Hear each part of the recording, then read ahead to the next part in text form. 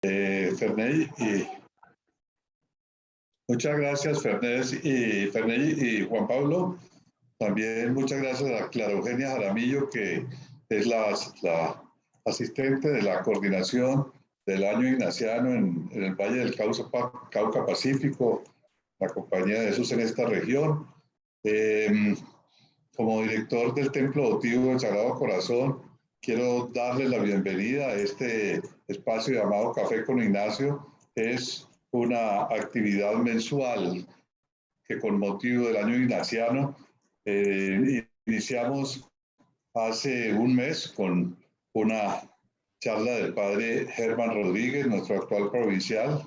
Hoy seguimos con Pacho de Rú, el padre Francisco de Rú, que también fue provincial y que ahora es el presidente de la Comisión de la Verdad, como todos sabemos.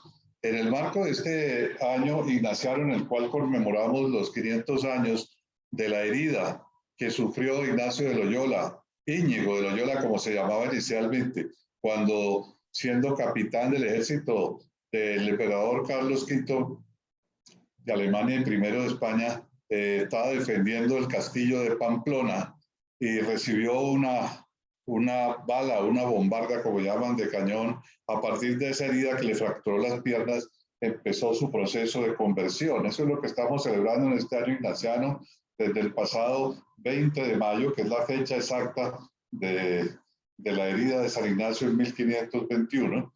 Y lo seguiremos celebrando hasta la fiesta de San Ignacio del año entrante, el 31 de julio se celebra la Pascua de San Ignacio. Y entonces, pues para este segundo momento, este segundo Café con Ignacio, pues se nos ocurrió llamar a Pacho de Rú para que nos hablara de la relación entre la herida o las heridas de nuestro país y la búsqueda de la verdad. Precisamente él sugirió este título con el cual hemos hecho la convocatoria: La verdad surge del dolor de las víctimas heridas. Gracias, Pacho, por acceder tan amablemente a nuestra invitación. Bienvenido a este espacio en el que tú eres el orientador. Hoy estamos dispuestos, pues, a escucharte y a escuchar lo que Dios nos dice a través tuyo, porque ese es el sentido de nuestra espiritualidad ignaciana. Pacho, adelante.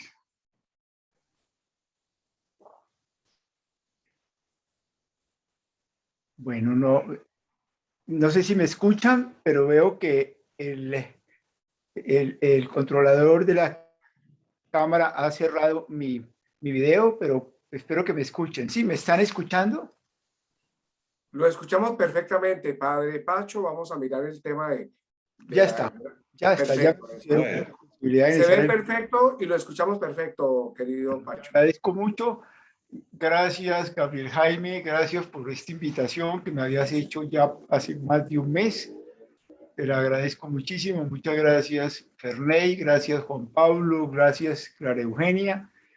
Me da mucho gusto estar con ustedes. Se los agradezco inmensamente y tener esta oportunidad de unirme con ustedes espiritualmente en esta noche, en la perspectiva del seguimiento de Jesús que hace Ignacio, este hombre apasionado por la voluntad de Dios, nuestro Padre fundador, y sabiendo que ustedes justamente resuenan con esta misma espiritualidad. Yo quiero que nos pongamos un momento en la composición del lugar de Ignacio metido en la guerra. La guerra enardece los ánimos, hace pensar a los que están en la guerra que son unos héroes, crea en ellos la decisión de lo que se hace en la guerra. En la guerra se va a vencer al enemigo y necesariamente a matar enemigos, o si no, a uno lo matan. Y uno se olvida cuando está en la guerra que todas las guerras son malas, que la guerra siempre es mala, todo lo que toca la guerra lo daña, y la guerra daña, por supuesto, y sobre todo a las personas que participan en ella. Aquí estamos en una paradoja muy bella porque a Ignacio de Loyola la herida en lugar de dañarlo, en lugar de desbaratarlo completamente, lo va a transformar, como ustedes saben. Y el sufrimiento enorme de Ignacio, que dura por lo menos un año, que le rompe las dos, una pierna completamente y le afecta a la otra y lo obliga a someterse a unas operaciones salvajes. Ustedes habrán contemplado, en que además, como no quedó bien, obligó a los médicos a que lo volvieran a abrir y a romperle otra vez el hueso para acomodárselo bien en tiempos en que no había anestesia ni ninguna de estas cosas. Pero como bien sabemos, eso lleva a que Ignacio comience a leer la historia de Jesús, la historia de los santos, y a descubrir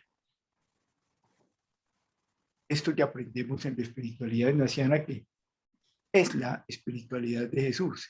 Jesús está siempre atento a sus emociones interiores y en sus emociones interiores siente el misterio de lo que él llama el Padre, que lo guía y no solamente lo siente profundamente, sino que se dedica completamente a hacer lo que Dios quiere de él.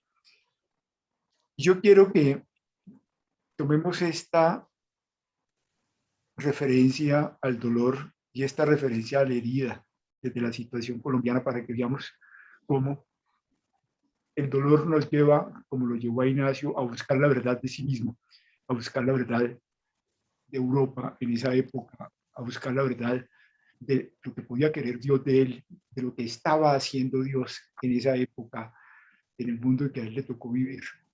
La herida en Ignacio produce una cosa muy parecida a ese mito que hay, porque parece que pues, es un poco mítico, que fue el golpe que se dio Pablo cuando lo tumba el caballo, cuando va para Damasco, porque las cosas que le ocurren a ellos todos son muy parecidas.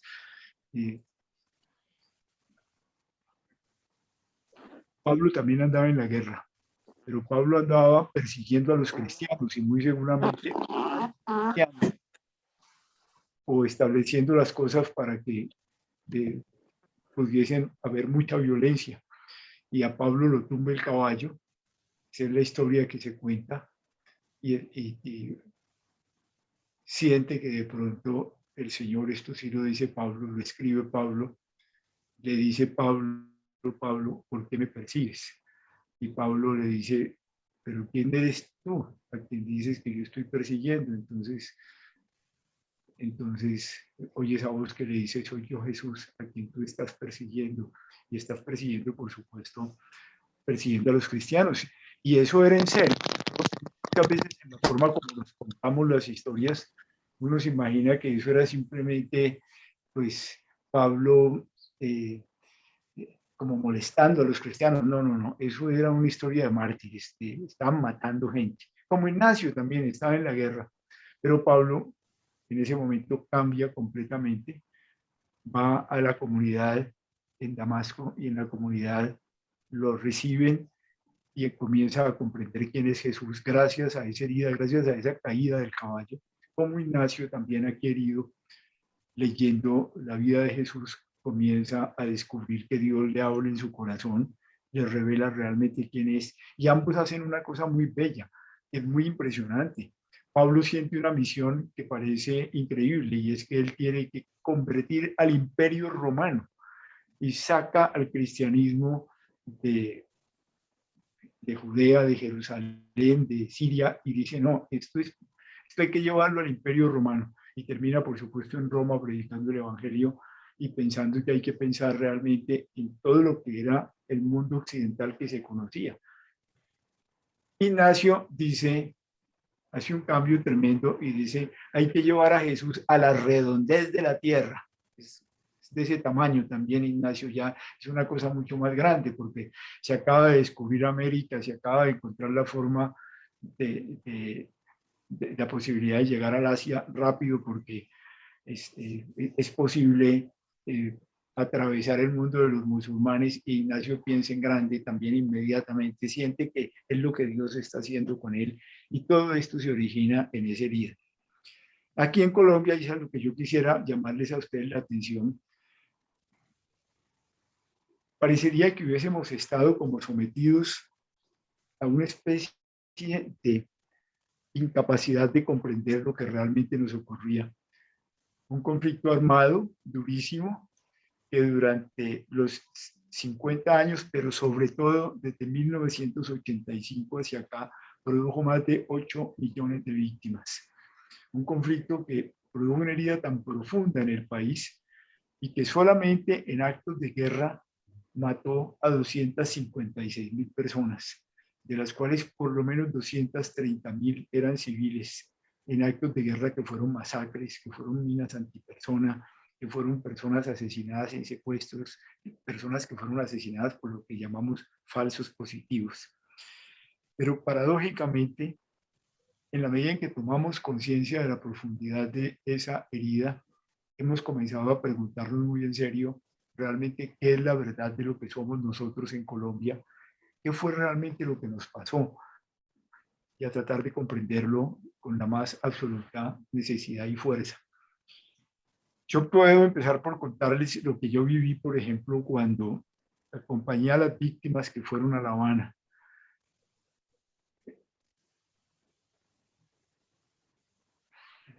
...60 víctimas vinieron a La Habana. Vinieron a La Habana en grupos y todos los grupos estaban conformados por víctimas muy golpeadas de los 3 tipos de actores de la guerra que funcionaban en ese momento: las FARC, los paramilitares y el ejército colombiano. Eso tuvo lugar en un escenario muy impresionante porque los cubanos se cuidaron de darle una gran dignificación a las víctimas. Lástima que estas realidades no se filmaron nunca y que la gente no pudo escuchar lo que estaba pasando con las víctimas. Pero lo que sí quiero contarles es que prácticamente todas esas víctimas con mucha fuerza, allá estuvieron, por ejemplo, víctimas de los miembros de la Asamblea del Valle del Cauca, sus esposos asesinados, de su papá asesinado. Allá estuvo el general Mendieta, que lo tuvieron 14 años en la cárcel, y así. Pero yo me acuerdo que una de las cosas, Leiner Palacio, por ejemplo, el compañero Afro, lo que me pareció más interesante es que prácticamente todas las víctimas, desde la profundidad de su dolor, hicieron un ciclo parecido. Todos empezaron contándonos cosas muy horribles de lo que había sido la victimización sufrida, la herida sufrida, o por el secuestro. Mendieta, por ejemplo, secuestrado durante 14 años por las FARC, herido en su dignidad en una forma espantosa, herido físicamente y además obligado a tener una cadena en el cuello durante todo ese tiempo, herido emocionalmente porque no le dejaron conectarse con su familia nunca. Allí vimos, por ejemplo, el campesino, les decía a la guerrilla, nosotros no teníamos sino 2 vaquitas que ordeñábamos al lado de la casa y ustedes colocaron la mina justo donde hacíamos el ordeño, de manera que cuando yo fui a ordeñar, la explosión y el hombre, por supuesto, fue en silla de ruedas, había perdido las 2 piernas. Ahí escuchamos a la mamá de un muchacho que murió aquí en el Club del Nogal en Bogotá, asesinado con la explosión del Club del Nogal, donde murieron 130 personas, y todos nos presentaron unas historias espantosas, supremamente duras. Estuvo, entre otras, Maurice Armitage, ustedes saben, fue secuestrado 2 veces, en circunstancias también muy difíciles. Pero lo que yo quisiera contarles es que todas esas víctimas y otras en circunstancias muy tremendas, yo recuerdo mucho a una indígena de los Nasa, pero del lado de allá de tierra adentro, del lado del Huila, que nos contó cómo un día, cuando su hija de 16 años salía con el novio de 17 años de una fiestecita un sábado por la noche, y se montaron en la moto, les echaron bala y las mataron. Las mamás vinieron a recoger los cadáveres y el ejército no les dejó recoger los cadáveres. porque el ejército les había dado de baja, por supuesto. Y al día siguiente los muchachos aparecieron como guerrilleros muertos en combate, vestidos de guerrilleros, para tomarles la foto, en caso de falsos positivos. Y así, es todas estas historias tan dolorosas. Leiner nos contó, por ejemplo, cómo era muy fresca la masacre de Bojayá, que todos conocemos, en que 78 personas volaron en pedazos por esa bomba de las FARC, la mayoría niños, unos 45 niños, y todo lo que fue esa tragedia. Pero lo que yo quiero decirles es que esas víctimas casi todas hacen este ciclo, comienzan a contarnos la profundidad de su dolor, la hondura de su sufrimiento, la forma como la victimización las desgarró por dentro, la victimización, la herida. Y después de situarse allá desde esa profundidad y hacernos sentir el grado de perversidad de que habíamos podido llegar los colombianos para destruirnos en la forma como los destruimos, con tanto sadismo, con tanta necesidad de humillar al otro, de romperlo. Las mujeres que allá fueron y nos contaron cómo habían sido violadas, abusadas, destruidas, obligadas a abortar, las niñas que fueron a la guerra. Pero lo interesante es que después de mostrarnos eso, después de mostrarnos su dolor inmenso, después de mostrarnos la profundidad de su herida, porque llegaron a honduras de dolor casi incomprensibles, hasta dónde somos capaces los colombianos de infligir dolor y de recibir dolor. Esas mismas personas, después de hacernos sentir todo eso, en todas las manifestaciones, después emergían de allá para decirnos, generar un mensaje que es decir, pero los colombianos no somos solamente esto. Los colombianos somos capaces de comprender por qué llegamos hasta acá. Los colombianos somos capaces de volver a mirarnos a los ojos. Los colombianos somos capaces de volver a creer los unos en los otros y de construir este país. Y ese juego que parecería rarísimo y que uno no sabe desde dónde lo mueve Dios, lo vimos repetir en una víctima y otra víctima, las víctimas de todos los lados. Hasta el punto que uno dice, quizás aquello de que el mismo San Pablo en algún momento, refiriéndose a la herida que deje en nosotros el pecado, o culpa feliz, que al ser nosotros heridos por nuestra propia herida que nos infligimos, al irnos contra nosotros mismos en el pecado, nos hizo reaccionar para caminar en otra dirección después. Eso lo acabamos de repetir hace 3 semanas, que a mí me llamó mucho la atención, lo habíamos preparado muchísimo en el municipio de Caicedo, en Antioquia. El municipio de Caicedo es un municipio que queda por allá al norte de Antioquia, de Santa Fe de Antioquia, y donde los campesinos pobres tenían que bajar hasta Santa Fe de Antioquia el café, y la FARC había impedido siempre la bajada, les cobraba duros impuestos, incluso a veces les atajaba y les quitaba todo el café, y era la FARC la que se los vendía a la Federación de Cafeteros.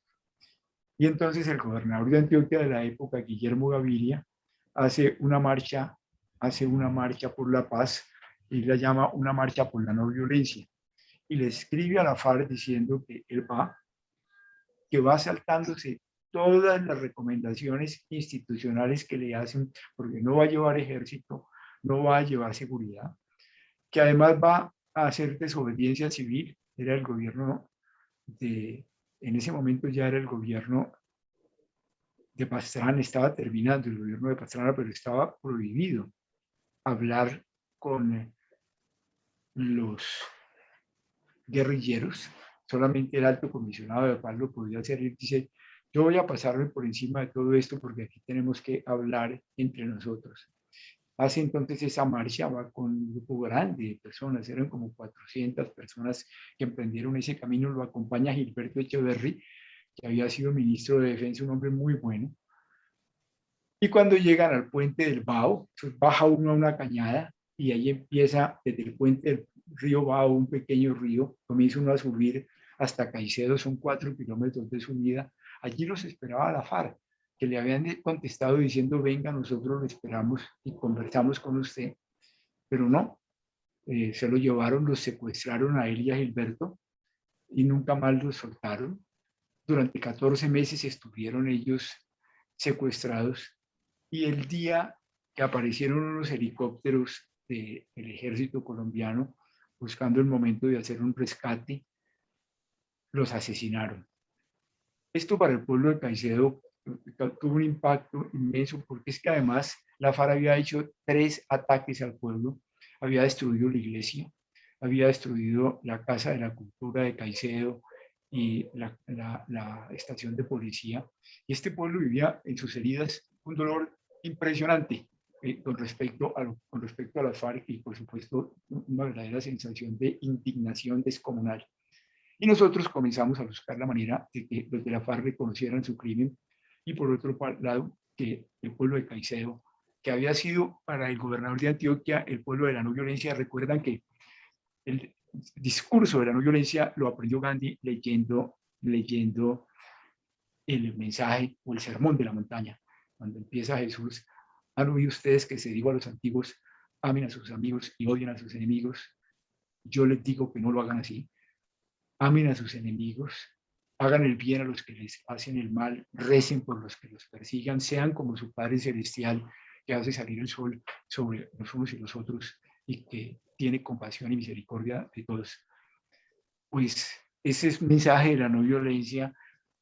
El gobernador de Antioquia de la época había querido que esa fuera la marca del pueblo de Caicedo, pero el pueblo de Caicedo quedó tan golpeado que en un primer año, en unos primeros tiempos, la herida realmente en el sufrimiento tan profundo les dominó de la manera más espantosa. Nos tomó un año de conversación con el pueblo y de celebración de la Eucaristía en una ocasión, en un domingo que yo estuve allá, para que la gente comenzara a pensar, y si la FARC nos pide perdón, nosotros qué vamos a hacer. Y por otro lado, conversar con la FARC para que la FARC reconocieran públicamente que no solamente los habían secuestrado, sino que ellos mismos los habían asesinado. Tuvimos ese acto tan impresionante ante el pueblo, los mismos de la FARC que fueron los que estaban en ese frente, al lado también ese día de Londoño, de Rodrigo Londoño, que es Timochenko, y de Pastor Alape, hicieron los 4 kilómetros de subida al pueblo para llegar al pueblo a pedir perdón. Primero les habló el pueblo muy duro, y con mucha dignidad sobre lo que habían hecho, y posteriormente también hablaron, entre otras, la esposa de Guillermo, la esposa, sí, de Guillermo y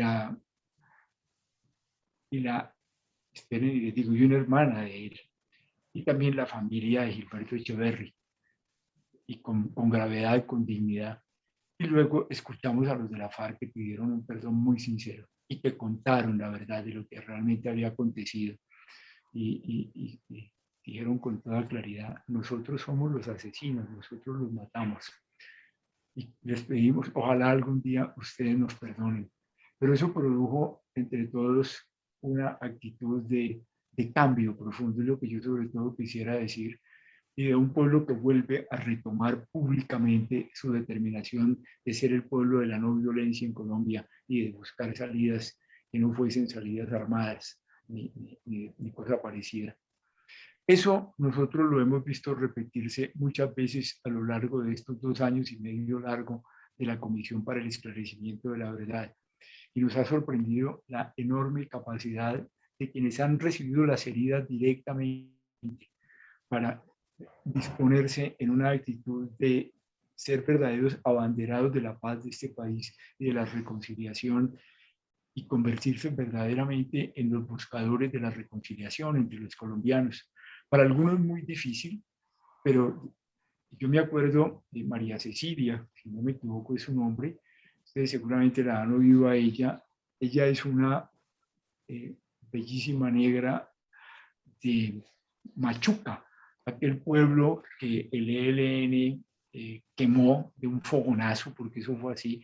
Volaron el oleoducto y en ese momento el oleoducto venía cargado de un combustible sumamente inflamable. El combustible lanzó una llamarada sobre esa vereda de Machuca y y quemó instantáneamente pues prácticamente a toda la gente de la vereda.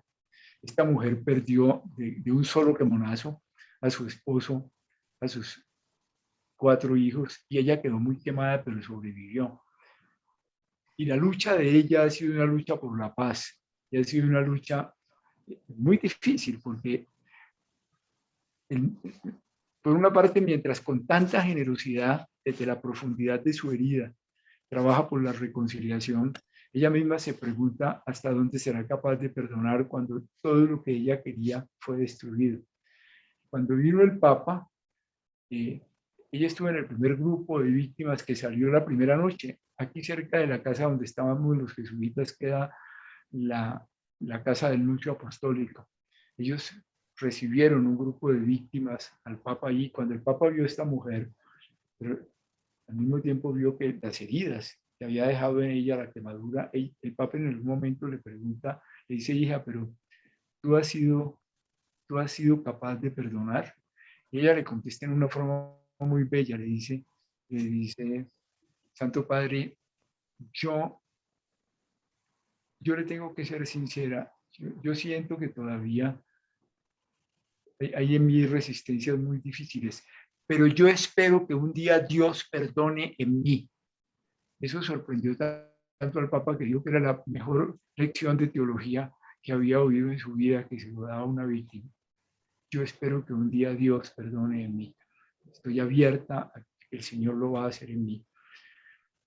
Y así podría relatarles muchos casos en que uno se encuentra con esta primera verdad, que es la verdad que no pide ningún tipo de interpretación, es decir, es simplemente el dolor a secas.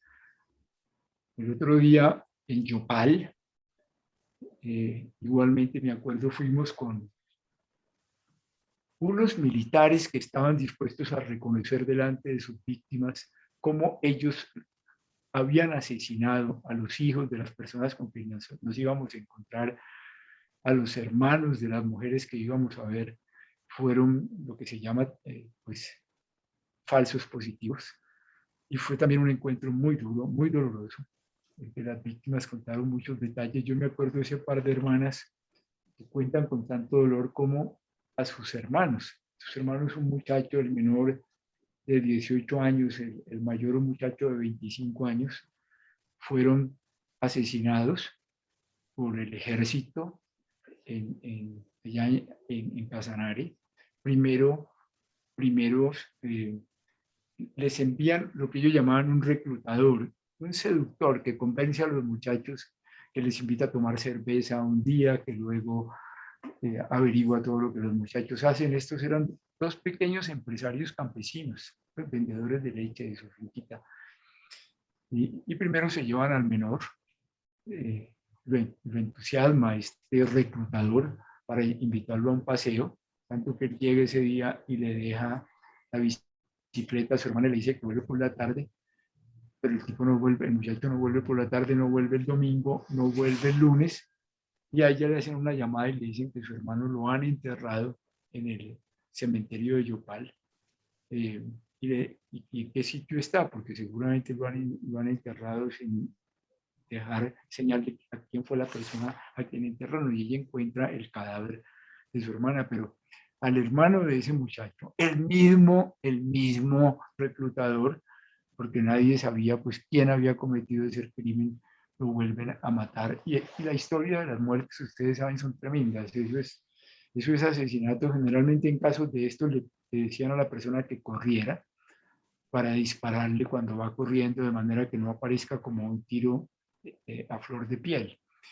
Y luego lo visten de guerrillero, le ponen un arma, le toman fotografías, llaman al CTI, que lo hacen cómplice del crimen, y los presentan como guerrilleros muertos en combate.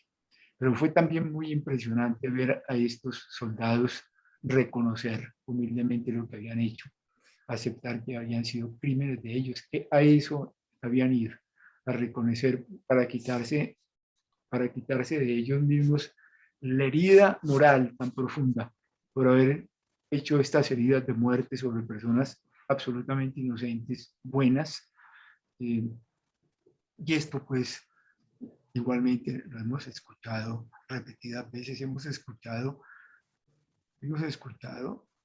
a 1.320 familias hablándonos de falsos positivos y hemos hablado con unos 136 coroneles, capitanes, soldados que han aceptado y han aceptado con coraje justamente para resistir su propia, resarcir su propia herida moral, presentarse ante las víctimas.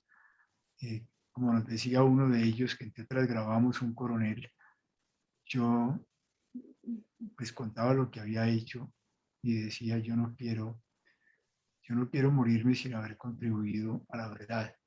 De la misma forma como poco antes de morir, un empresario, cuidado porque en Colombia hay millones de empresarios y son unos pocos empresarios los que cayeron en esta locura, pero que nos decía ya un viejo poco antes de morir, que quiso hablar con la comisión y quiso que lo grabaran para decirnos sí, yo con otros empresarios, un pequeño grupo, con el deseo de poder realmente tener unas tierras, a sabiendo que esas tierras estaban atravesadas por los guerrilleros, pues pagamos a los paramilitares para que limpiaran esas tierras. No pretendíamos que esa limpieza significaba que iban a matar a un montón de gente inocente y realmente por culpa mía, decía él. Y yo no pensé que fueran a hacer eso, pero yo pagué. Mucha gente inocente murió y yo quiero igualmente reconocerlo y reconocerlo con mucho dolor.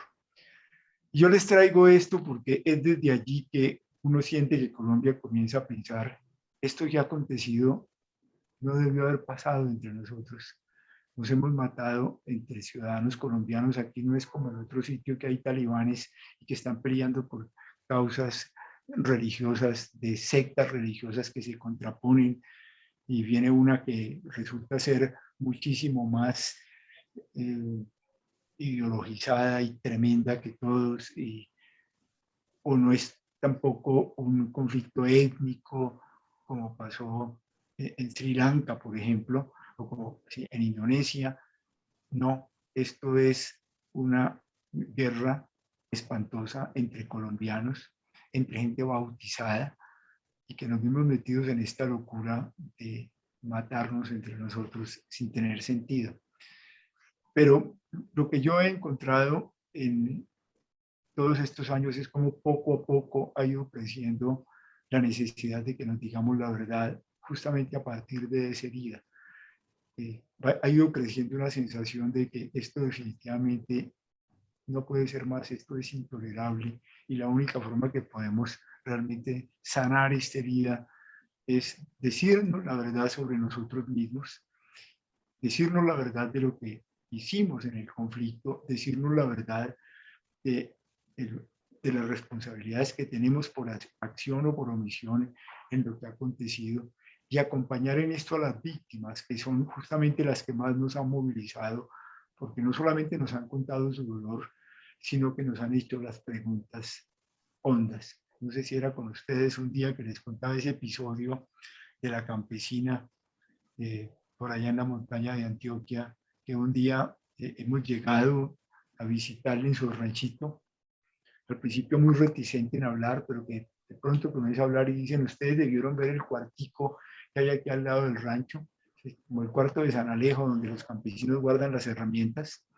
Y dice, sí, nosotros le decimos, hay un cuartico despedazado. Dice, sí, es que apenas yo sentí la explosión, yo salí, inmediatamente pensé que era mi niño, y salí corriendo, pero no pude entrar al cuarto porque estaba totalmente en llamas el cuarto. Tuve que esperar a que eso se enfriara. Y cuando me asomé, me di cuenta de lo que había pasado. Y fui y traje un balde y con las manos fui raspando de las paredes lo que había de piel y de pedazos de mi hijo para meterlo dentro del balde. Y esta mujer dice eso y por supuesto siente un dolor espantoso, durísimo. Pero dice después una cosa que es muy impresionante. Yo quiero que me digan la verdad. Claro, después de que esa mujer le dice a uno eso y le hace vivir su dolor, dice uno, pero ¿qué más verdad puede esperar esta mujer? Y dice, no, yo quiero que me digan qué era lo que querían con esta vereda, donde siempre habíamos sido pacifistas, gente de paz. ¿Por qué vinieron aquí? ¿Qué intereses económicos o qué intereses militares o qué intereses políticos los movían? Porque ¿por qué dejaron tirada en el patio de mi casa una granada? Que fue la que seguramente mi niño se metió con esa granada a jugar en el cuartico y fue lo que explotó y lo despedazó. Y son de estas cosas que a uno realmente lo dejan muy impresionado, pero lo dejan con la pregunta de las víctimas. Ponemos nuestro dolor, estamos dispuestas a perdonar, pero necesitamos saber la verdad. Necesitamos que nada, antes incluso de esperar resarcimiento material, de que les regalen cosas, es como una necesidad de hacer un reconocimiento profundo de la dignidad de sus seres queridos asesinados, de sus seres queridos arrebatados, porque como que sienten, para dignificarlos a ellos, nosotros tenemos que comprender qué fue lo que pasó. Y una vez que comprendamos qué pasó y por qué pasó, podemos encaminarnos en las vías para que esto nunca más vuelva a acontecer entre nosotros. Y como les digo, sentir la forma como estas cosas se van repitiendo lo lleva a uno a pensar ese misterio de cómo lo más hondo de la tragedia humana parecería que nos abre a las preguntas más fundamentales, porque nosotros vivimos muy distraídos y vivimos muy distraídos por las mismas cosas que Ignacio después, haciendo sus reflexiones en los ejercicios espirituales, pero que Jesús lo había marcado muy profundamente. Reflexionando en la vida de Jesús, Ignacio se da cuenta de cómo estamos nosotros distraídos. Ustedes lo conocen, cuando Ignacio se pregunta cuáles son las grandes cosas que realmente nos pierden a nosotros. Es muy interesante, porque uno diría, pues seguramente que será los placeres sensibles, el alcohol, el sexo, ¿no? No. Ignacio dice, las tres grandes pasiones que realmente nos confunden y no nos dejan ver la verdad, dice, primero es el dinero, la distracción de poner la seguridad en tener cosas, tener dinero, tener propiedades, poseer muchas cosas, y por eso va a decir, como decía Jesús, ¿verdad? Si quieres ser perfecto, vende todo lo que tienes, despréndete de todas las cosas materiales que te mantienen preocupado por cosas que no valen la pena. Y suéltate de todo eso, porque eso, por supuesto, en Colombia, esa locura por el dinero fácil, la entrada del narcotráfico, la corrupción, nos ha distraído profundamente de lo serio que es el ser humano en Colombia y la forma como el ser humano entre nosotros llegó a estas magnitudes de la destrucción que les estoy compartiendo y que les he traído esto, pues ustedes todos conocen esto. Primero el dinero y la gran distracción que nos hace el dinero y las pequeñas tonterías de que nos pegamos de pequeñas cosas, ¿verdad? La colección de vestidos que tiene una señora, la colección de zapatos, los carros que quiere comprar el otro, la otra finca que hay que conseguir, el apartamento que tenemos que tener, el apartamento para tener vacaciones, el dinero, porque entre otras es lo que nos permite a nosotros con dinero poder comprar cualquier cosa. Entonces Ignacio dice, primero el dinero. Eso nos olvida de la profundidad del ser humano. Segundo, el poder, que se vuelve una locura también y que va inmediatamente después del dinero. Poder tener a la gente subordinada a mí, poder mandar sobre la gente, poder definir sobre el destino de otros, poderle dar órdenes, poder que a mí no me manda nadie. Yo soy aquí el que realmente tengo el poder sobre todas las cosas. Y el poder hasta la locura, hasta pensar uno que uno puede ejercer poder sobre las cosas de Dios, o que la palabra de uno tiene que ser respetada por todos los demás porque uno tiene el poder. Y eso por supuesto, nos pone por encima de toda herida humana, de todo sufrimiento humano. Está uno tan embelesado por el poder. Y el poder, por supuesto, es lo tremendo que uno se lo ha oído a los guerrilleros ahora. y a los paramilitares y a los hombres que hicieron los falsos positivos. Es que comenzamos a pensar que nosotros teníamos poder sobre la vida de otros y aprendimos a matar y sentíamos el placer de ser dueños de la vida de otros. Yo me acuerdo en San Blas, en el Magdalena Medio, en el municipio de San Pablo, en el norte de San Pablo, a ver si me acuerdo exactamente el nombre del corregimiento, sí, en San Blas. El comandante de los paramilitares era una escena realmente espantosa, que había mandado recoger de la zona de Santa Rosa a un grupo de 80 personas. La gente en el pequeño patio, las mamás, las mujeres pidiendo misericordia y el hombre definiendo con poder quiénes se morían para fusilarlos inmediatamente. O como hicieron, ustedes recuerdan, en el Salado, ustedes han oído esa historia, las personas que estuvieron en el Salado, en Montes de María, nos lo contaron ese día también espantoso. Este inmenso poder de los hombres paramilitares que reunieron a las mamás, a las niñas, a los niños, en la placita que está enfrente de la iglesia, y delante de ellos fueron degollando con todo poder a las personas, a los hombres y a los muchachos de más de 15, 16 años, ejercer el poder.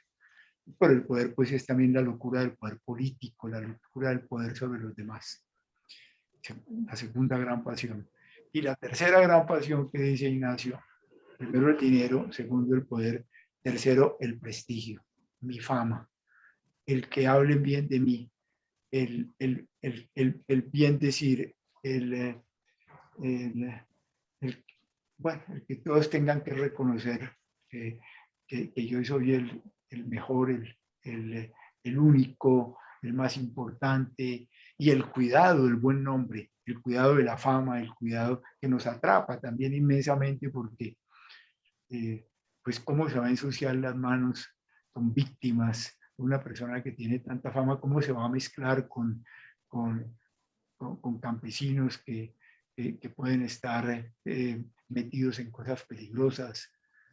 Y estas cosas Ignacio las vivió muy profundamente, y yo las traigo porque yo siento mucho que el país se distrajo profundamente del dolor que teníamos a nuestro alrededor, por el dinero fácil, por esto del narcotráfico, por estas locuras de poder y por estas locuras de prestigio, de estatus, de ser reconocidos, y que nos distraen a todos.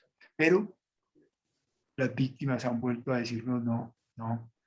A mí me parece que a veces nos ha tocado hacer como el avestruz, que el avestruz, ustedes lo conocen, se rebimbomba, se infla, se hace sentir su plumaje, y cuando se mira las patas, que son unas patas muy feas, entonces inmediatamente se desinfla otra vez completamente.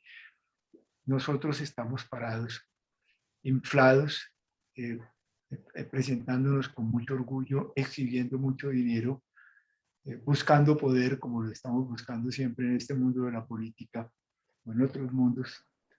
Sin embargo, nos miramos los pies y nos encontramos, aquí hay una verdad que no nos la podemos callar, la verdad de nuestras propias heridas. Y no somos los únicos.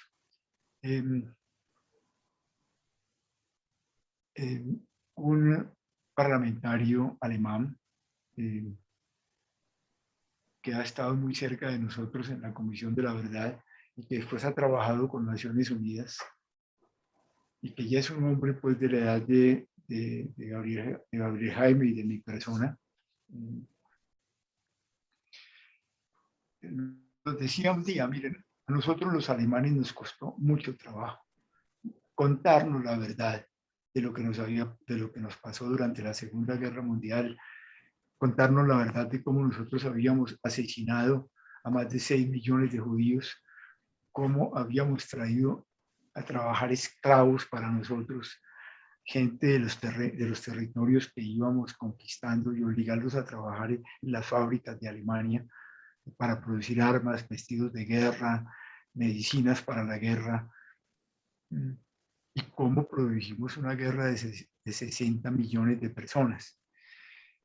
Y decía que así lo hicieron hasta que fueron las víctimas las que empezaron a venir invitadas por algunos colegios y comenzaron a hablar, las víctimas que se habían escapado de Alemania, comenzaron a contar en los colegios de Alemania y en las universidades lo que había sido el Holocausto. Y eso comenzó a coger fuerza, y a coger fuerza. Ya habían pasado 40 años, 30 años habían pasado, pero los alemanes comenzaron a hablar de eso muy a fondo. Y él nos decía, miren, hasta que un día aceptamos que nosotros,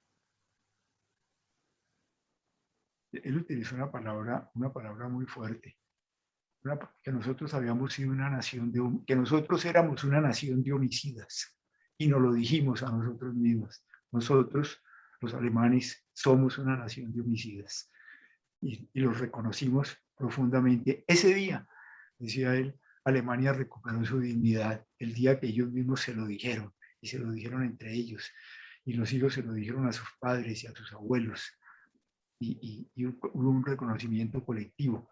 Y ustedes saben lo profundo que ha sido eso, porque los mismos alemanes han sido los grandes productores del cine sobre el Holocausto, del cine sobre las barbaries que hicieron en la guerra, pues ustedes conocen, ¿no? Y los que han escrito su propia literatura, ellos por supuesto también, y el pueblo judío, sobre lo que fue esa barbarie. El día que reconocimos que éramos una nación de homicidas, ese día recuperamos nuestra dignidad, y la recuperaron. Alemania, que era un pueblo que había sido después de la guerra muy rechazado por Inglaterra, por Europa, al reconocer su responsabilidad y cada vez mostrar que con más fuerza los reconocían. Eso fue lo que hizo Adenauer, eso fue lo que hizo la Merkel, eso fue lo que han hecho ellos liderando ese proceso. Se ganaron la amistad de Europa y el reconocimiento de Europa, y se convirtieron en los líderes de la unidad de Europa en la Unión Europea, y pudieron reunificarse a través de haber reconocido su verdad. La herida que ellos se habían causado a sí mismos, que los había sumergido en el silencio, que no se atrevían a hablar, y que produjeron enloquecidos por la locura del poder, y lo amarraron con esa locura de que, pues, la fama de los arios y la imposición de los arios sobre la totalidad de los demás. La herida profunda en ellos mismos los rescató y los volvió a recuperar en una forma engrandecida y paradójica su propia reputación. Y esto lo digo porque me voy a devolver también a la realidad. Una de las cosas que uno vive en esto de la Comisión de la Verdad es que uno no puede buscar la verdad para los otros si también no hace esta reflexión sobre uno mismo. Todos nosotros llevamos heridas profundas en nuestro corazón y en nuestra vida. Y las heridas más profundas son, por supuesto, heridas por el mal que le hemos hecho a otros.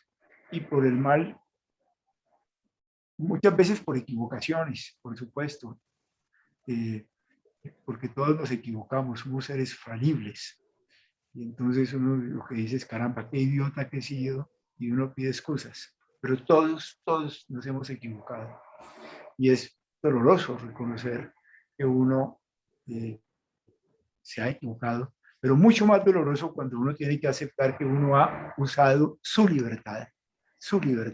Es decir, es un acto libre, y con esa libertad ha hecho mal, porque entonces ya no está hablando de una equivocación, sino como lo que en teología llamamos pecado, es hacer el mal a otro usando mi libertad para hacerlo, o hacerme mal a mí mismo,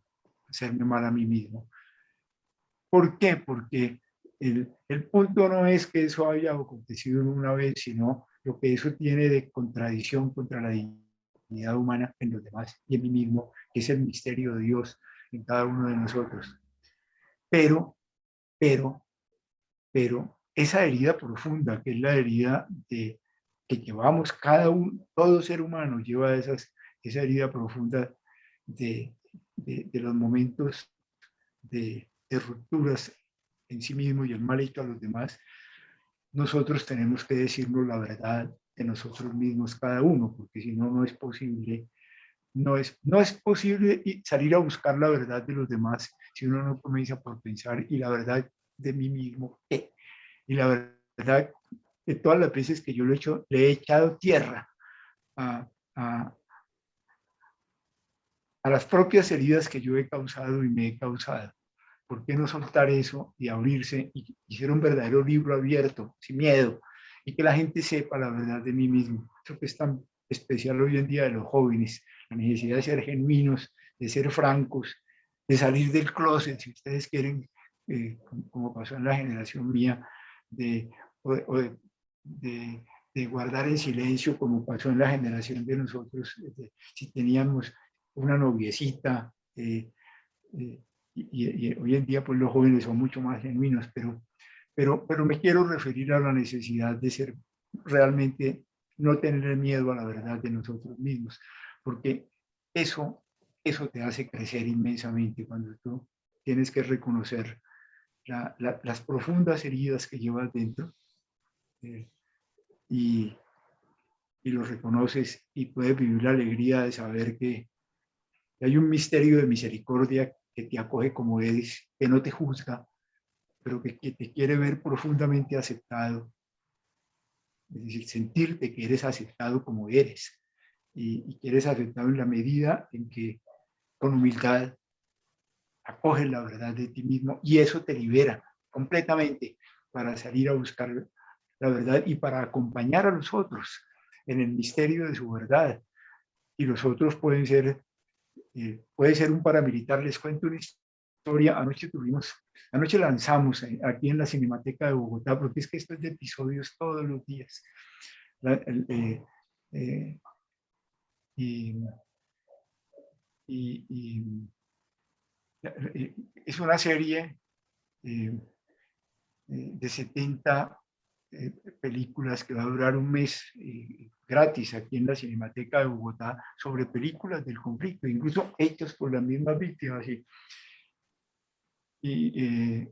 Con la ayuda de Idiarte, que es una empresa de muchachos que están en estas tareas. Y yo les quiero contar una historia que a mí que fue una de las películas, aunque por supuesto en la película no contaron todo, el muchacho no contó todo porque es que es muy fuerte.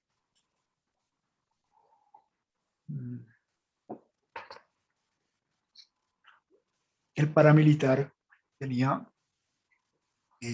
como sobrenombre Piraña. Yo lo conocí en el Mandarina Medio, un hombre muy violento, Piraña. Piraña se amnistió en el proceso del Realito y por supuesto se fue a 8 años de cárcel y lo metieron en la cárcel de Bellavista, en Medellín. Pero Piraña tenía a su esposa, una mujer que justamente anoche estaba en la película. Ellos vino la pareja, los trajimos con el hijo, que ya es un muchacho, que fue justamente el que hizo la afirmación, como tratando de contar su historia. El hijo de Piraña tenía ya 2 años, pues él estaba haciendo diabluras en el Magdalena Medio, matando gente, y el hijo de Piraña tenía 2 años cuando Piraña entra a la cárcel de Bellavista.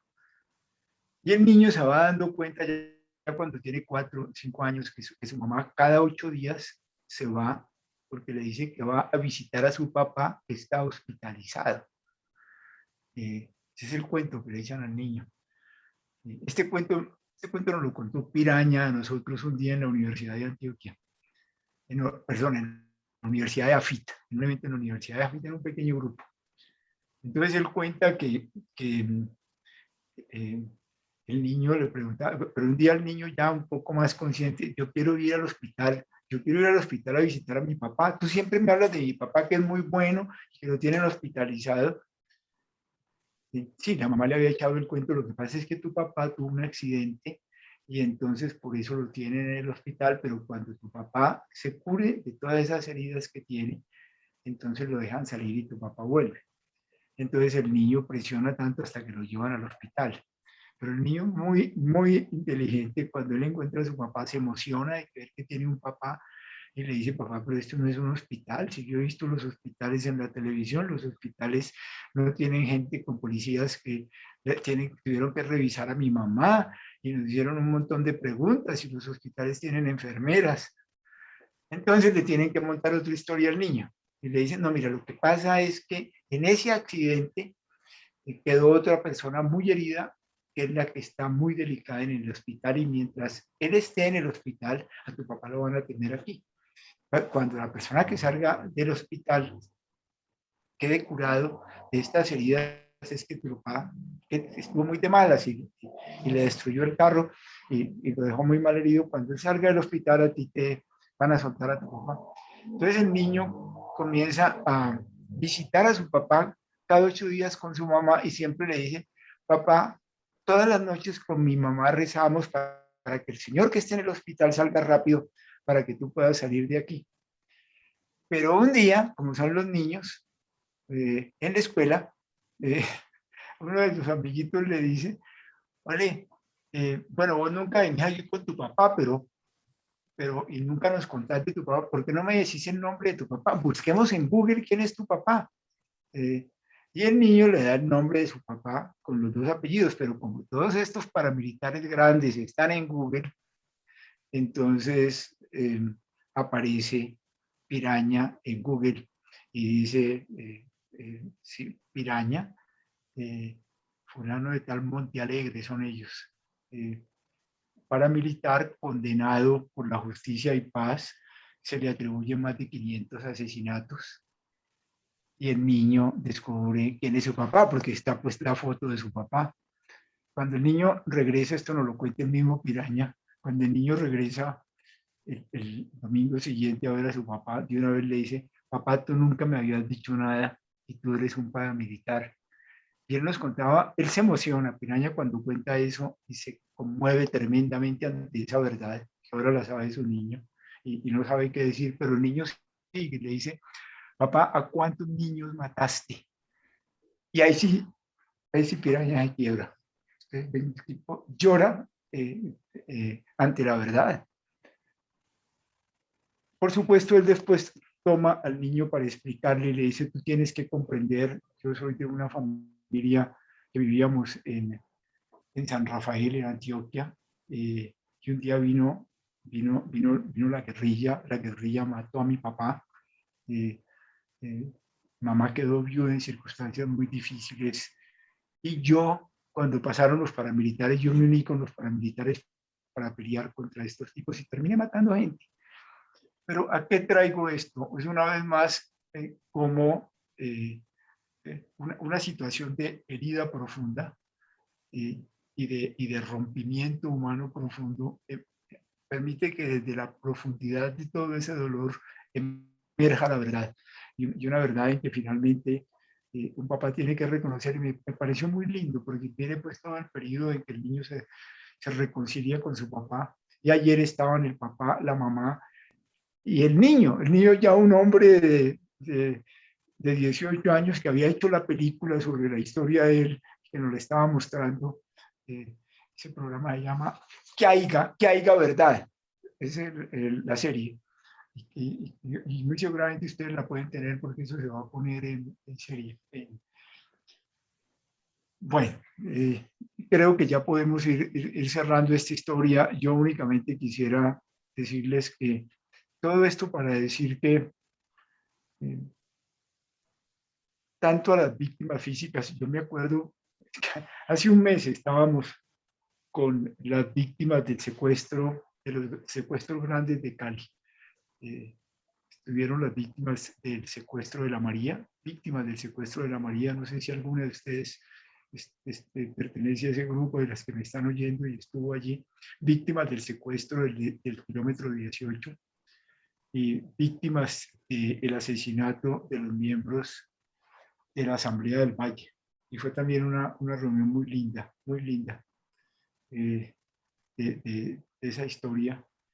Pero a mí me llamó la atención también en esas víctimas pues por una parte, un deseo muy grande de que los propios victimarios dijeran la verdad, pero una disposición a superar lo que les pasó a partir de la herida para encuentros humanos ya definitivamente muy profundos y maravillosamente, posiblemente después de pasar crisis muy duras y crisis de fe, a un encuentro muy profundo y a una confianza definitiva en Dios y en lo que Dios quiere hacer con ellos en sus vidas. Ojalá que estas cosas nos ayuden a nosotros a comprender nuestra vulnerabilidad humana. La hemos vuelto a sentir, yo creo, y seguramente ustedes lo han estado hablando en estos tiempos con el coronavirus, que justamente ha producido eso, heridas hondísimas en nuestras familias, ver morir a personas a los 50, a los 60 años, pero ya a los 30 años, a los 25 años, cuando nunca más lo pensábamos, pero al mismo tiempo ver la sacudida espiritual que eso nos ha producido como mundo. Es que nosotros, antecitos de que empezara el coronavirus, había producido su libro sobre Dios, hombre Dios, Homo Deus, Hirari, y estábamos con la idea de que venía una etapa de enorme crecimiento mundial y que éramos capaces de todo. Y esta herida tremenda de la pandemia nos ha mostrado tremendamente vulnerables que somos y ha producido cambios espirituales muy hondos en todos nosotros. Nos ha ayudado a comprender lo limitada que es la vida, lo vulnerable que somos, cómo nos necesitamos los unos de los otros en nuestra vulnerabilidad y cómo tenemos que apoyarnos. Gracias por este rato con ustedes, se los agradezco muchísimo y lo único que he hecho es simplemente compartirles un poco de lugares donde la herida y la vulnerabilidad nos ayuda a ser mucho más humanos y mucho más veraces. Gracias. Gracias, Pacho, a ti por compartir con nosotros este rato. Sabemos de lo ocupado que tú vives, pues precisamente por el cargo y el servicio que le estás prestando al país como presidente de la Comisión de la Verdad. Y bueno, pues no sé si hay algún espacio que, pues creo que si los demás, pues... Sí, lo hay. Bueno, los que nos podamos, si tú tienes alguna, un espacio más, unos 15 minuticos más, para que podamos hacerte preguntas, quienes puedan preguntar, pues, ¿te parece, Pacho? Juan Pablo, en el chat ha habido algunas participaciones para que tú las puedas compartir y también transmitirle estas inquietudes al padre Pacho, que vienen de personas de todo el país, de fuera del país, que comparten esta vivencia profunda y que esta no es solamente una vivencia, sino que nos conecta profundamente con lo que somos en nuestra humanidad, en nuestra espiritualidad y que nos tiene que llevar a construir una sociedad distinta. Juan Pablo, entonces, ahí tienes la palabra. Vale, pues vamos a abrir un espacio corto pero sustancioso, diríamos, para hacer el ejercicio del conversar, pero también de compartir a lo mejor algún pensamiento, alguna idea alrededor de lo que Pacho nos ha compartido esta noche. Entonces ya tenemos habilitado el chat por si alguno quiere hacer algún comentario. Entonces Ferney va a estar atento a los comentarios, preguntas o algo que surjan por allí. Y si hay alguien que quiera eso, interlocutar en este momento, ya digo, un comentario, alguna pregunta directa, puede habilitar su micrófono y con gusto puede expresarlo. Entonces, para eso sí le invitamos, si lo va a hacer, puede utilizar la opción de levantar la mano para ir moderando el ejercicio. ¿Vale? Entonces, quien desee, levanta la mano y vamos dando allí en ese orden la palabra, o ya les digo. Listo, ahí está Lorena Parra. Lorena Parra, puedes activar tu micrófono. Padre Francisco, primero al Templo Votivo, muchísimas gracias por esta invitación. Padre Francisco, la verdad es que mueven nuestras entrañas o mis entrañas en este momento particular.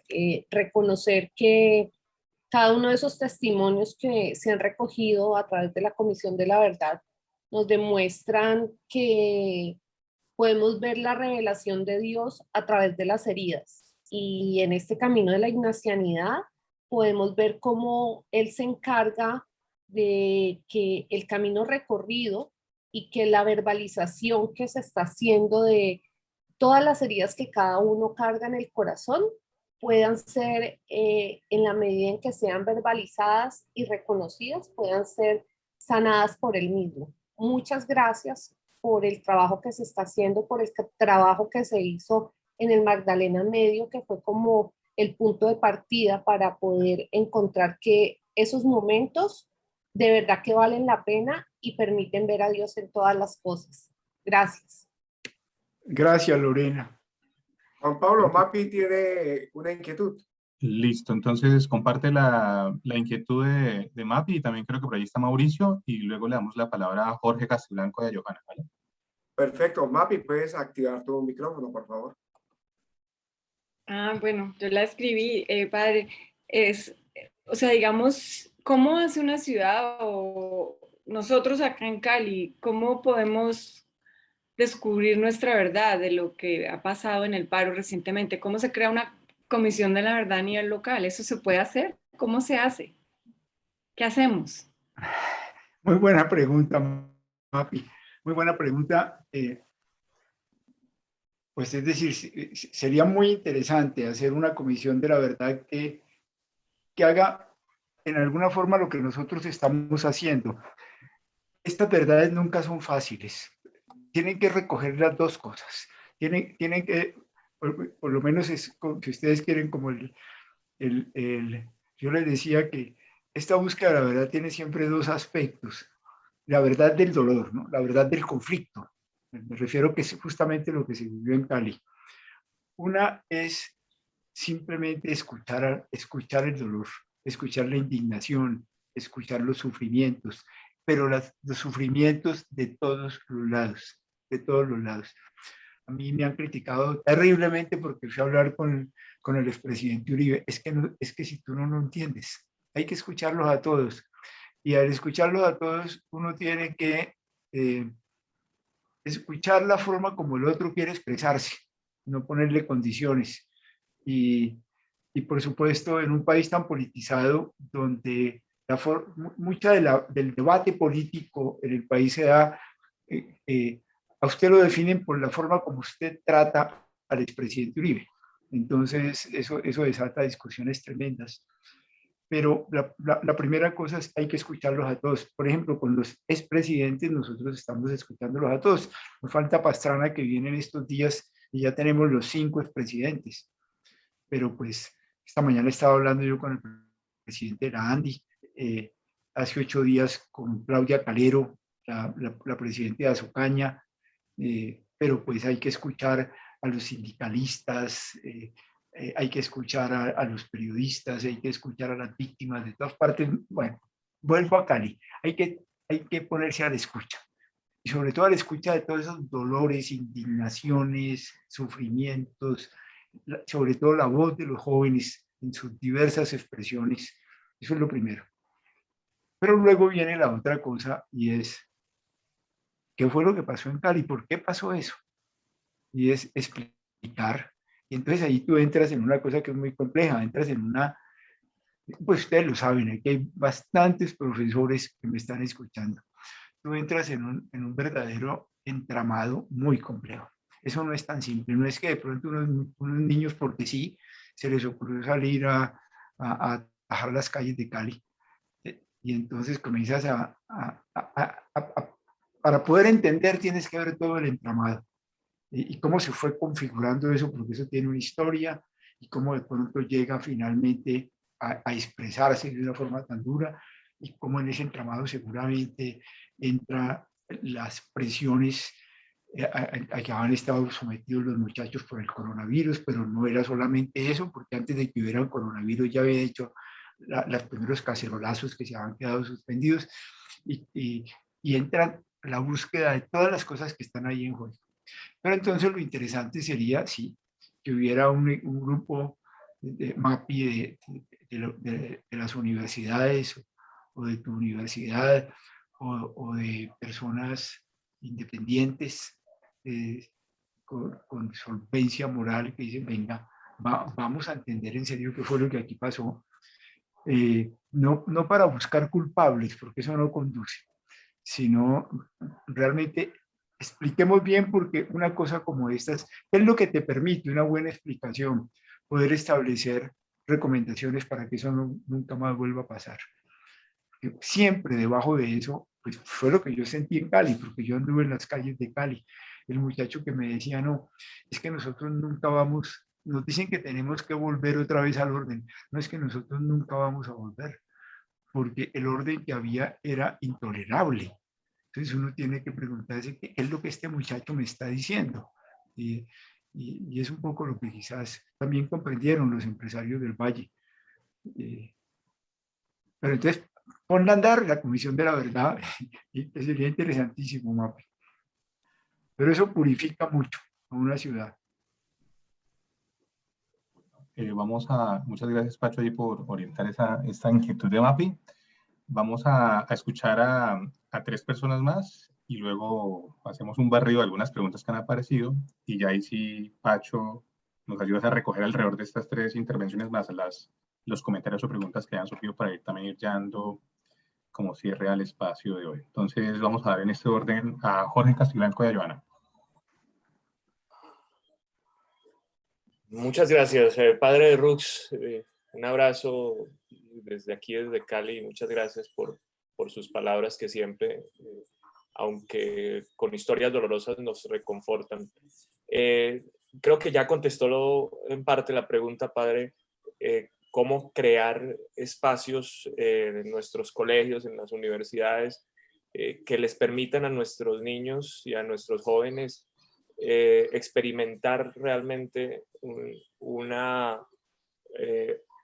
la vivencia de la reconciliación, ¿sí?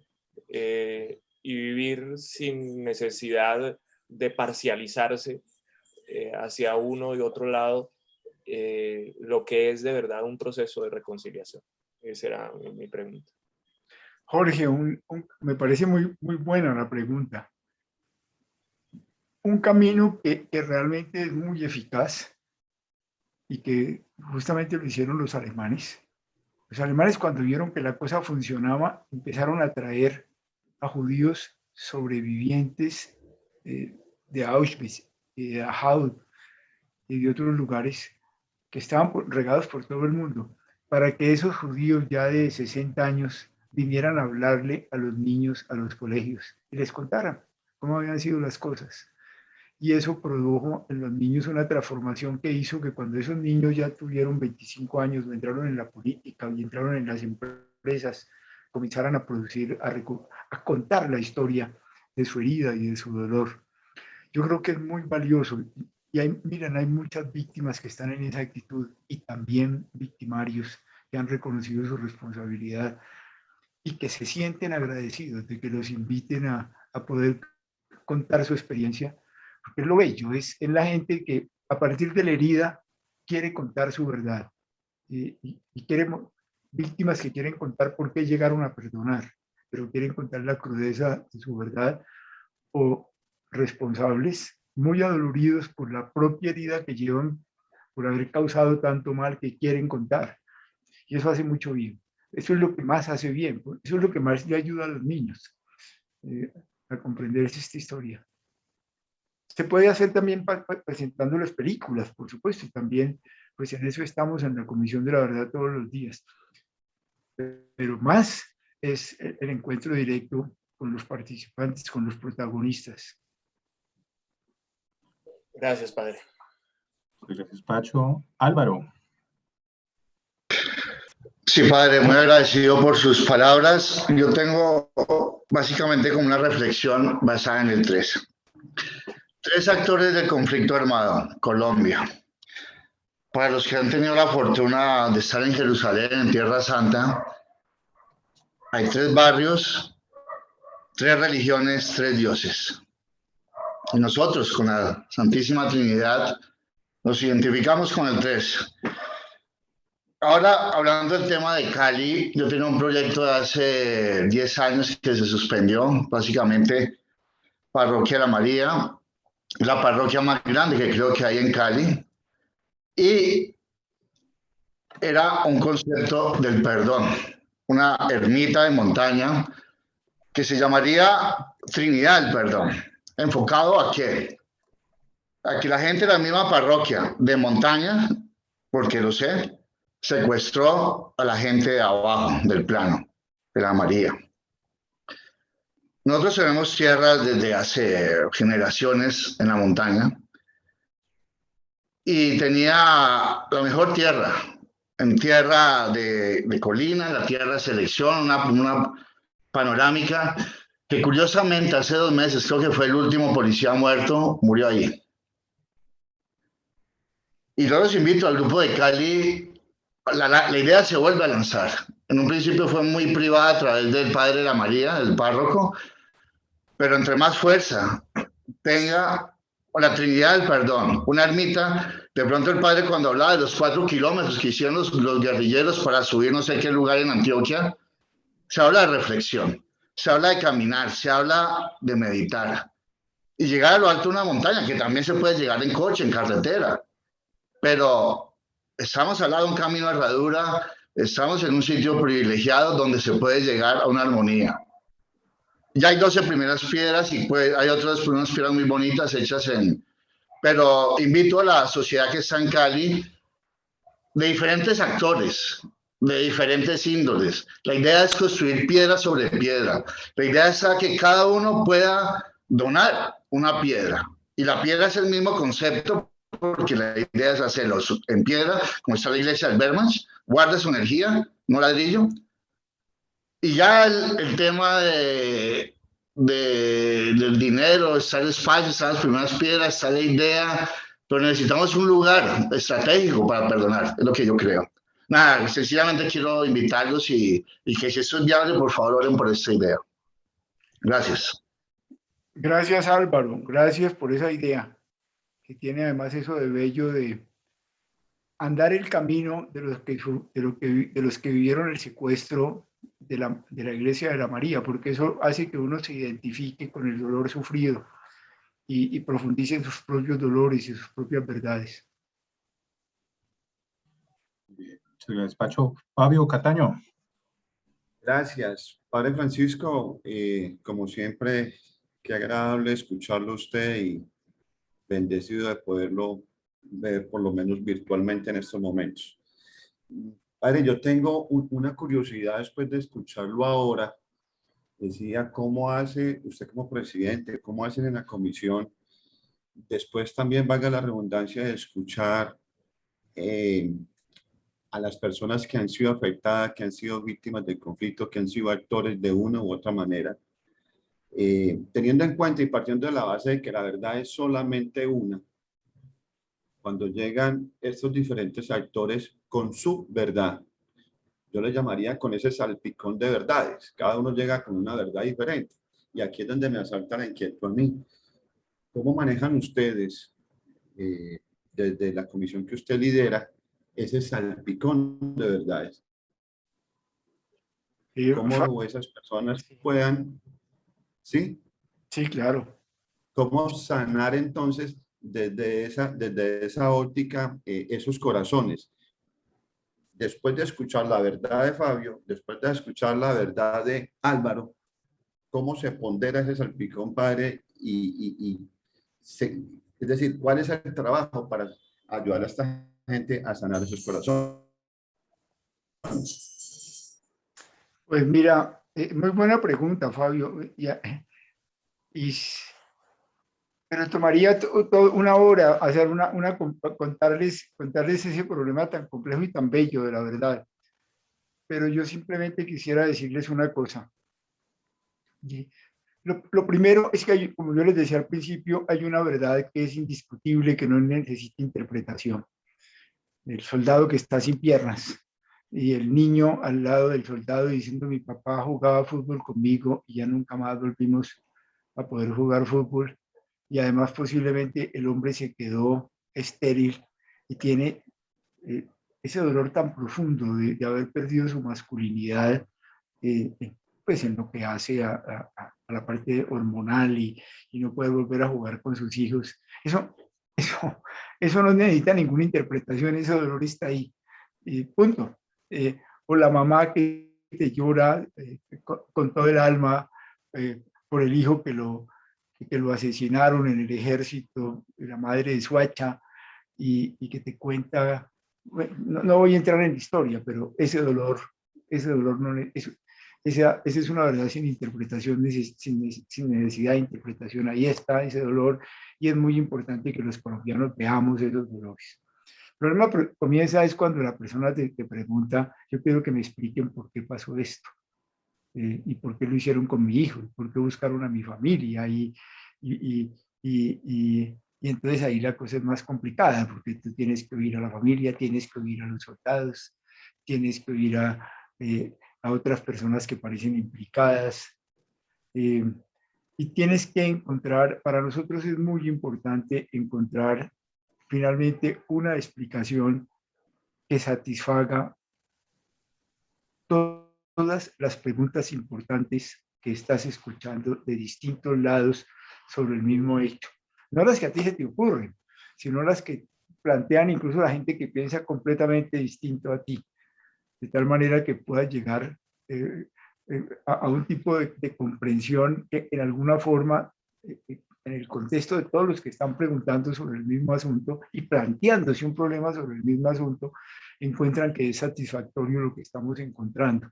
Entonces te das cuenta que la verdad finalmente es un descubrimiento y que muchas veces contradice lo que tú estabas esperando, la explicación, pero la explicación que realmente es satisfactoria para todos y que te puede mostrar que eso es así no porque yo lo diga, ni porque tú lo digas, sino porque finalmente se nos impone a todos.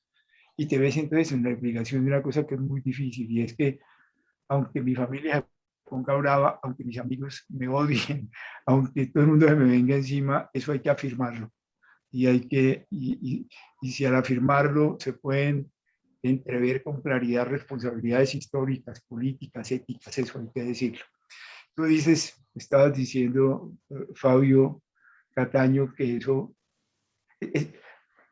quiero decir, poder llegar a afirmaciones así, con esa certeza, con esa seguridad, se da pocas veces, ¿sabes? Uno pocas veces puede llegar hasta allá, porque siempre quedan preguntas sin responder. Entonces tú tienes que decir, hombre, de todas las explicaciones posibles, la que nos parece la que mejor explica, la que nos parece que da mejor respuesta es esta, pero hay otras, no es solamente la de nosotros, que también hay que seguirlas estudiando.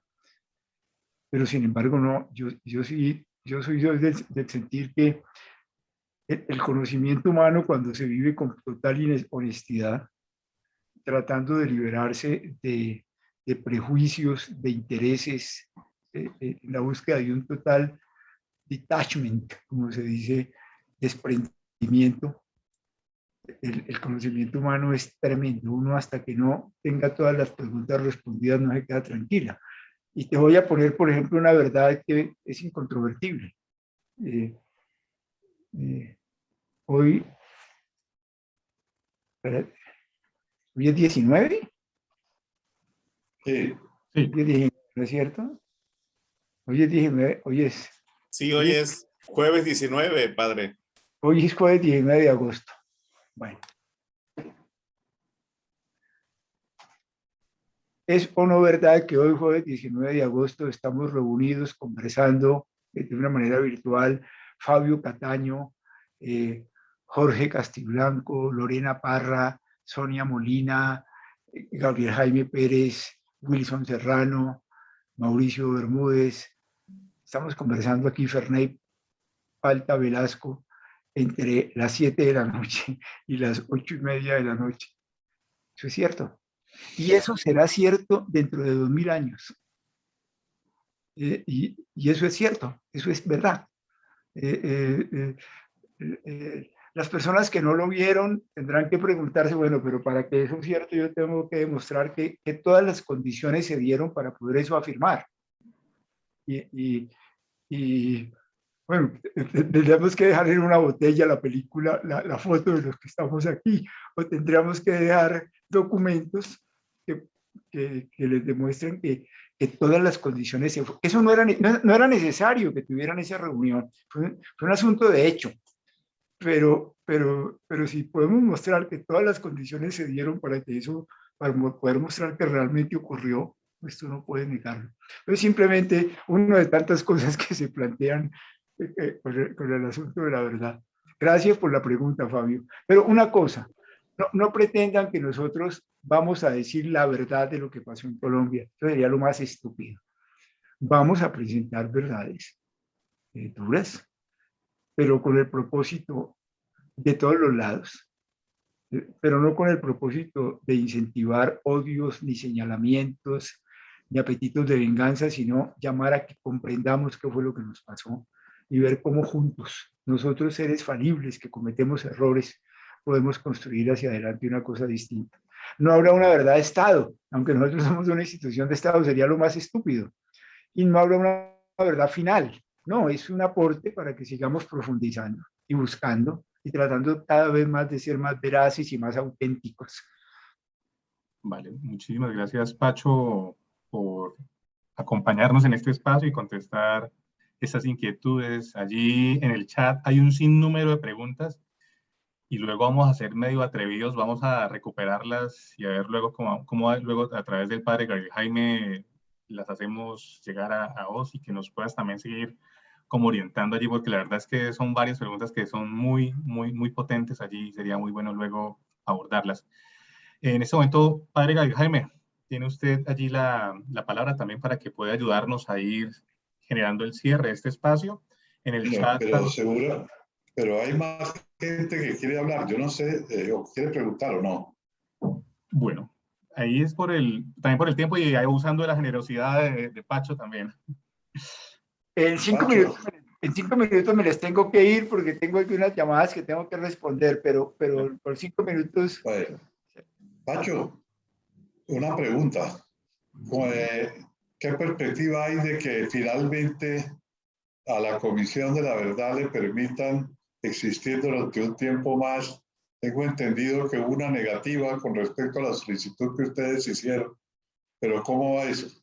No, en este momento va positivo, sí, pero en este momento está positivo, como que como dicen, los astros se están alineando y yo sí creo que vamos a tener, incluso la gente ha pedido que tengamos más tiempo y yo he visto que hay resonancia ya en el Estado para pensar en que tengamos incluso un año más. Nosotros no necesitamos todo ese tiempo, pero sí están bastantes, las cosas se van dando para que podamos tener por lo menos 7 meses, 8 meses más, entre otras para poder entregar los resultados después de la campaña política, porque entregar esto en campaña política sería un absurdo, eso no conviene. Estas son cosas para reflexionar en profundidad y no para alimentar candidatos de uno y otro lado. Positivo va. Bueno, gracias, Pacho. Bueno, no sé si entonces vamos cerrando porque Pacho tiene Padre, que ir. Entonces, la última ¿sí? pregunta la quiere hacer Silvia Montero, que tiene una pregunta sobre la dignidad de quienes no han reconocido sus culpas. Y después de que Silvia intervenga y el padre Pacho haga la pregunta, le pedimos que pues nos vaya haciendo el cierre del encuentro, agradeciendo al padre Pacho, y no sé si usted nos quiere invitar a una breve oración para cerrar y sanar las heridas. Muy bien. Silvia. A ver, buenas noches, padre Pacho, muy amable. Yo le había comentado a Ferney por el interno, pues cómo se apoya a las personas cuando no hay reconocimiento de la verdad.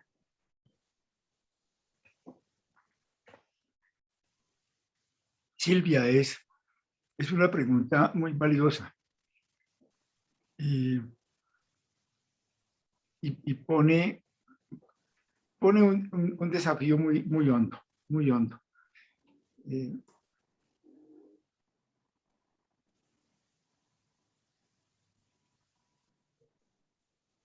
eso te llama a un esfuerzo muy grande de acercamiento, de escucha, de encontrar un momento para poder ayudar a que las personas se abran, o de que ocurran cosas como María del Carmen. Yo no sé si tú te diste cuenta un día aquí en Bogotá, en un evento en Bogotá en que estábamos nosotros. Nosotros estamos trabajando mucho en el Sumapaz, donde las FARC tienen unos golpes muy duros. Y un día habló ahí en Sumapaz, aquí en Bogotá, en un escenario que había hecho la alcaldía, habló María del Carmen y contó cómo había sido la entrada de la FARC a su vereda y las personas que habían matado, y contó su dolor.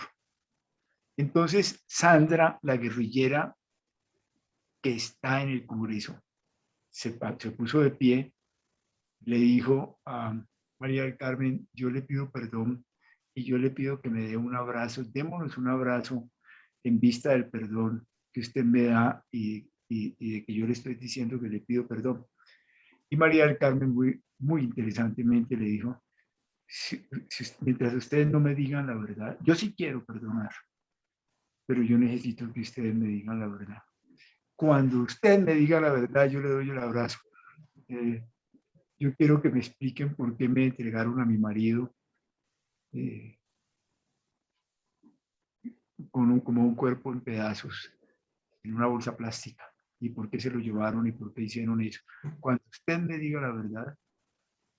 ¿Para qué traigo eso? Porque esas posiciones de las víctimas son muy importantes para quienes les da miedo decir la verdad se abran. Ahora, por ejemplo, en el asesinato de Guillermo Echeverry y del gobernador de Antioquia y de Gilberto Echeverry y de Guillermo, no se imaginan cómo costó de trabajo, pero fue bellísimo la decisión de las familias de preguntar el que ellos finalmente dijeran la verdad. Ellos habían montado un cuento, y es que Guillermo y Gilberto habían muerto porque desde los helicópteros empezaron a disparar desde arriba, y entonces hubo un cruce de balas y que las balas de los helicópteros los habían matado, pero las familias no quedaban tranquilas. Entonces, porque los cadáveres quedaron ahí y se veía cómo habían sido los disparos a quemarropa. Y finalmente, en una de esas conversaciones, una mujer guerrillera, una mujer que estaba en el grupo, contó la verdad. Dijo: no, los helicópteros no dispararon nada. Los helicópteros sí comenzaron a asomarse y a sobrevolar el sitio donde estábamos. Y en ese momento el paisa, que era el que estaba de comandante, le dijo a cada uno de nosotros, porque cada uno, eran 8 soldados y estos dos, Gilberto y Guillermo, cada uno llévese a su persona al cambuche, un cambuche para cada uno. Y cuando el paisa vio que aterrizó el primer helicóptero, más o menos una cuadra abajo había una playita.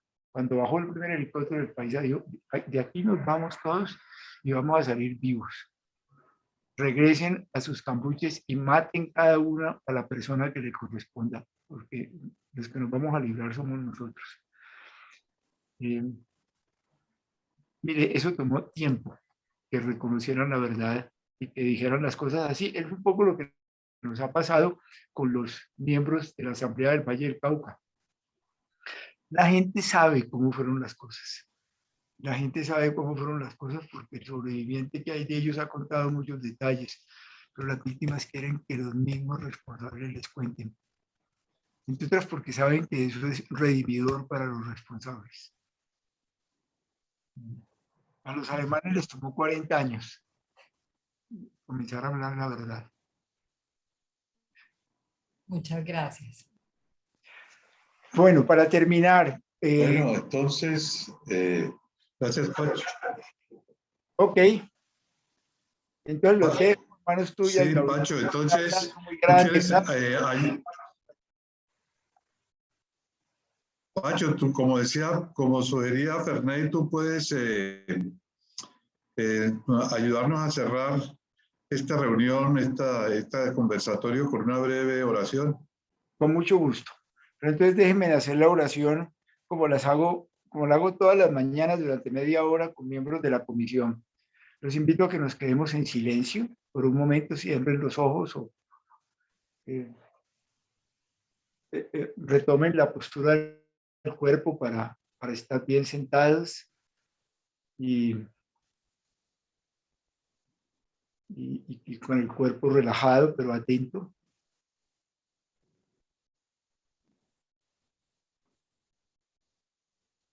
Y procuremos sentir cuáles fueron las emociones, o si hay alguna emoción profunda allá en lo más hondo de nosotros mismos, en esta oración, en esta idea de San Agustín, que era también de San Ignacio, ¿verdad?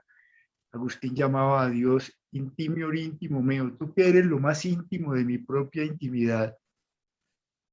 Quedémonos en silencio un momento, unos minutos, y tratemos de sentir en silencio cuál fue la emoción profunda más honda que yo sentí durante este rato que he estado escuchando todas estas cosas. ¿Qué era lo que me estaba movilizando más profundamente desde mi interior? ¿Qué era lo que en ese misterio de mi vida Dios me estaba diciendo a mí?